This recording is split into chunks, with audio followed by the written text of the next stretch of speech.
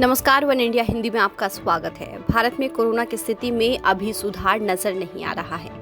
केंद्रीय स्वास्थ्य मंत्रालय के आंकड़ों के मुताबिक पिछले 24 घंटों में कोरोना के 4,01,993 नए मामले सामने आए हैं, जबकि 3,523 मरीजों ने दम तोड़ दिया है। इसके साथ ही देश में कोरोना से जान गंवाने वालों की संख्या बढ़कर 2,11,853 हो चुकी है।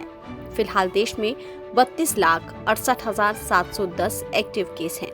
कोरोना वायरस की दूसरी लहर ने भारत की स्वास्थ्य व्यवस्था को पस्त करके रख दिया है। अस्पतालों और शमशानों में जगह नहीं बची है। पार्किंग एरिया में शवों को जलाया जा रहा है। सामूहिक दाह संस्कारों की तस्वीरें अंतर्राष्ट्रीय मीडिया में छाई हुई हैं।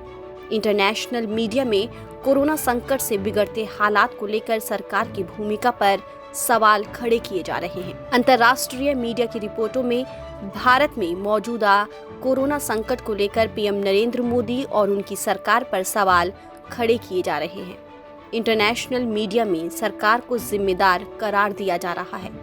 इन रिपोर्टों में कहा गया है कि संभावित कोरोना संकट के बीच चुनावी रैलियां और कुंभ मेले का आयोजन करना गलत फैसला था। सबसे नई रिपोर्ट अमेरिका की टाइम्स मैगजीन में हाउ मोदी फेल्ड यूएस शीर्षक से प्रकाशित हुई, जिसे भारतीय पत्रकार राणा अयूब ने लिखा है। लेख में कहा गया है कि भारत की मजबूत सरकार ने चीजों को नजरअंदाज किया। टाइम मैगजीन की रिपोर्ट में कोरोना की दूसरी लहर से निपटने की तैयारियों में कमी के लिए सरकार को जिम्मेदार बताया गया है।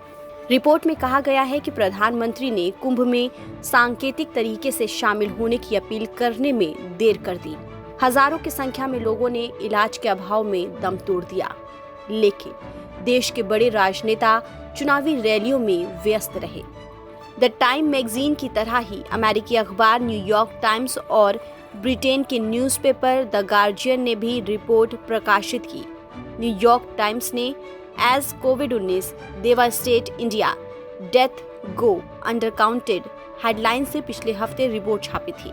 रिपोर्ट में लिखा गया कि जब कोरोना से भारत में तबाही मची हुई थी, उस दौरान मौतों की संख्या को कम बताया जा रहा था। आंकड़ों में हेराफेरी की जा रही थी।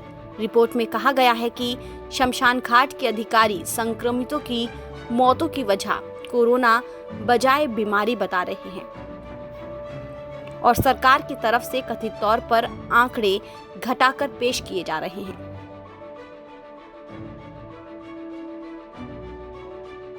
फिलहाल इस खबर में इतना ही। देश और दुनिया की तमाम खबरों के लिए आप बने रहिए वन इंडिया हिंदी के साथ।